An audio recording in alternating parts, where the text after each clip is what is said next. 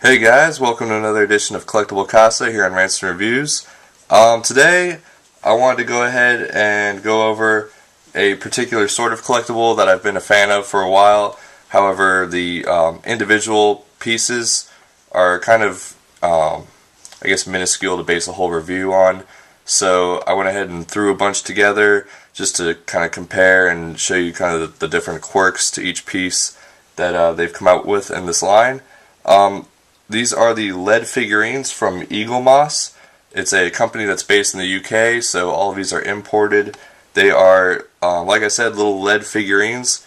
Here is Raven. As you know, I'm a big fan of Raven.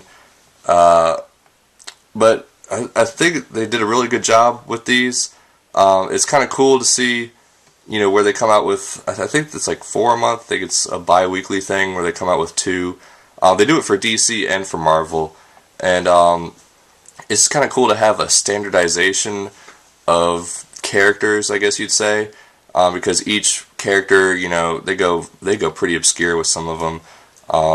Villains, sidekicks, heroes, they'll just pick them out and, if they're an established character, more than likely, if they don't have a figure based on them already, then they'll come out with one.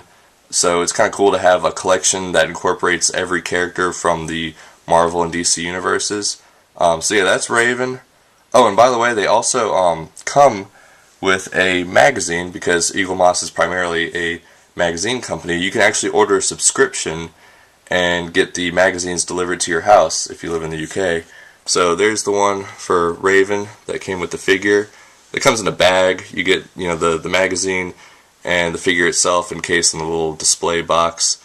So yeah, that's Raven. Then for DC they have these round bases, and for the standard DC line, it's a round base that has the DC logo on it. Well, what was the DC logo up until like last month or 2 months ago, before they converted to that weird modern page flip logo thing. I don't know. It looks ridiculous. Yeah, but the classic, DC star, Probably circle. hard to see from Yeah, but it's the DC logo on there. But then, of course, with Blackest Night, Brightest Day, they had to release its own separate series. Here's Larfleeze, because as you all know, again, I'm a large Larfleeze fan. And for that line, they kept the circle base so that it's standard with the rest of the DC figures, but instead of the DC logo, they've got the Lantern Corps for the corresponding characters. So of course here they've got the Agent Orange logo on the base there, and the magazine he came with. They changed it up a little bit. It's its own collection, Blackest Night, so he's number 3 in that set, but he's certainly not the 3rd released in all of the DC universe, obviously. They started off, with Superman, and then Batman, and then pretty much banged out the Justice League, and then, they go more obscure from that point on. Now, they've gotten down to, I don't even know what the last one was released, but really just kind of more obscure characters. But so those are 2 examples of the DC ones. I've got an example of a Marvel one, Black Panther. I lost the magazine for him. This is actually the first figure I picked up from this collection.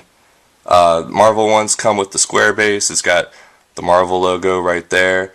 Oh, and they're all numbered on the bottom. I mean, they're not individually numbered, like they're not limited edition runs, but whatever number figure that character is in that series has it on the bottom there, of course, with the character name too.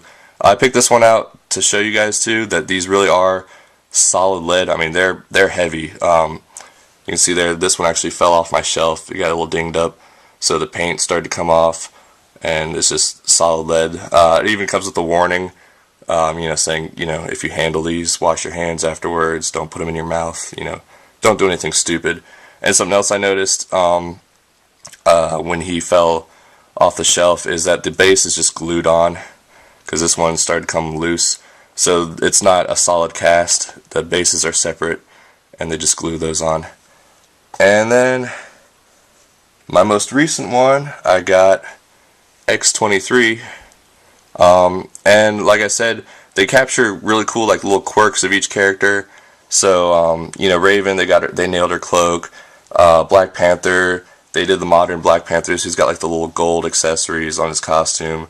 Larfleeze, you know, gripping the power battery, all that. And then with X-23, everything from, you know, the claws coming out her feet, all that good stuff. And the magazine that came with hers, pretty up to date, even captured, you know, the newest run that they've had, so pretty cool. But one thing I did notice once I got the X-23 one and put her on the shelf with the rest of mine is that there doesn't seem to be a standardization of size, or, you know, size ratio. I don't know if it's just between Marvel and DC or if it's internal. I thought they were all supposed to be to scale, so, you know, if somebody's 2 feet taller than someone else in the, you know, particular comic book universe, that they'd keep that to scale. But then when I put these next to each other, I mean, look, Raven and X-23, so either Raven's a giant Amazon woman or X-23 is a midget. I don't know if this is just because DC has a separate ratio from Marvel, or if they just fucked up, I don't know. But still all really cool characters, and really cool to see, you know, every month what they decide to come out with.